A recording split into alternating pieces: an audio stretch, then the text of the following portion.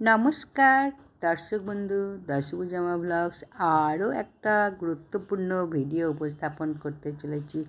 আশা করছি তোমরা প্রত্যেকে ভালো আছো, সুখে আছো। তোমাদের সুখ, শান্তি, সমৃদ্ধি কামনা করে আমি আমার ব্লগটা শুরু করছি।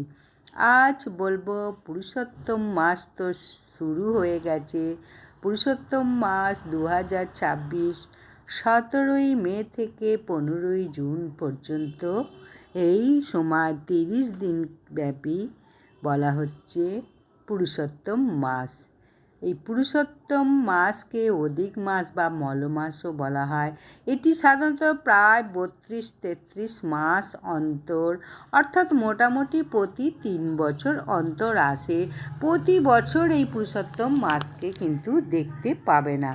এই পুরুষোত্তম মাস বা মল মাস সাধারণ বাংলায় বলা হয় যে মাসে দুটো অমাবস্যা আসে বা দেখা যায় এবং একটা পূর্ণিমা দেখা যায়, সেই মাসকে কিন্তু মলমাস বলে ধরা হয়।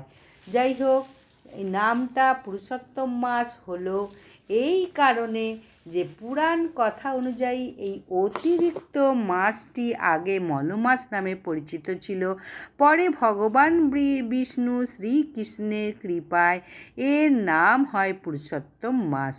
শ্রীকৃষ্ণ মলমাসের নাম পুরুষোত্তম মাস দিয়েছেন নিজের নামে।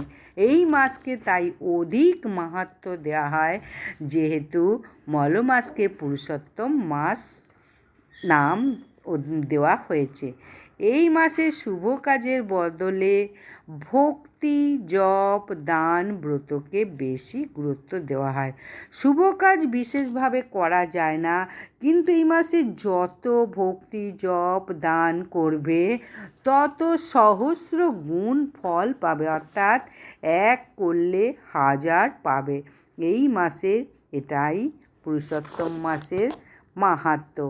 সহজভাবে বললে চান্দ্রমাস আর সৌর বছরের হিসাবের মধ্যে ধীরে ধীরে ফারাক তৈরি হয়, আর সেই ফারাক মেটাতে মাঝে মধ্যে একটি অতিরিক্ত মাস যোগ হয়। তাই এই নিয়মিত প্রতি বছর নয়, বরং কয়েক বছর পর পর এই পুরুষোত্তম মাস আসে। পুরুষোত্তম মাসে কোন কাজগুলো সম্পূর্ণরূপে নিষিদ্ধ করা হয়েছে? এতদিন আমরা জেনেছি কি কি কাজ করতে হবে, কোন কাজগুলো মানা করতে হবে। সেইগুলো যদি করো তাহলে বিপদ ঘনিয়ে আসবে গৃহে। তাহলে পুরুষোত্তম মাসে কোন কাজগুলো নিষিদ্ধ?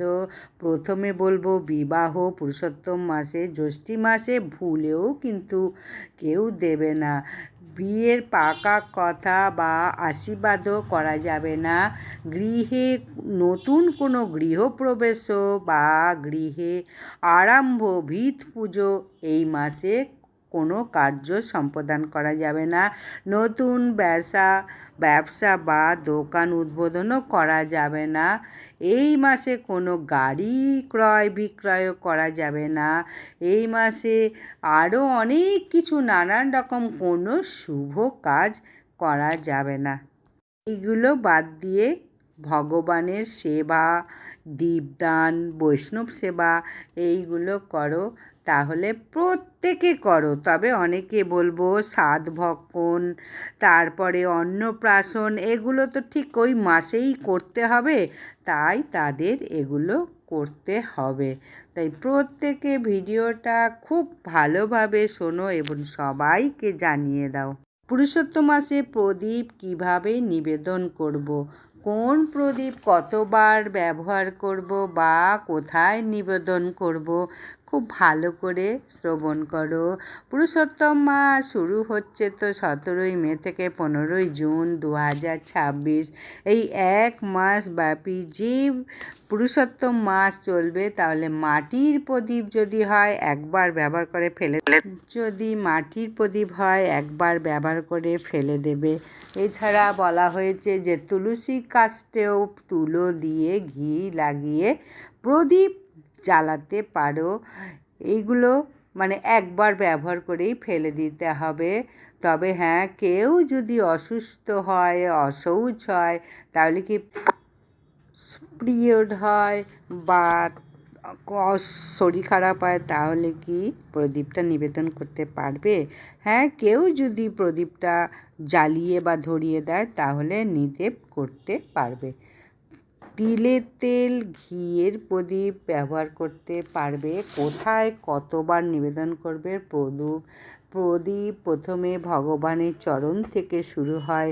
চরণে 4 বার, নাভিতে 2 বার, মুখমণ্ডলে 3 বার এবং সর্বাঙ্গে 7 বার নিবেদন করার পরে দামোদর মাসে যেভাবে গোপালকে বা নারায়ণকে নিবেদন করা হয়, এই মাসেও ভগবান রাধা মাধব জগন্নাথ সবাইকে এইভাবে প্রদীপের দীপদান করো।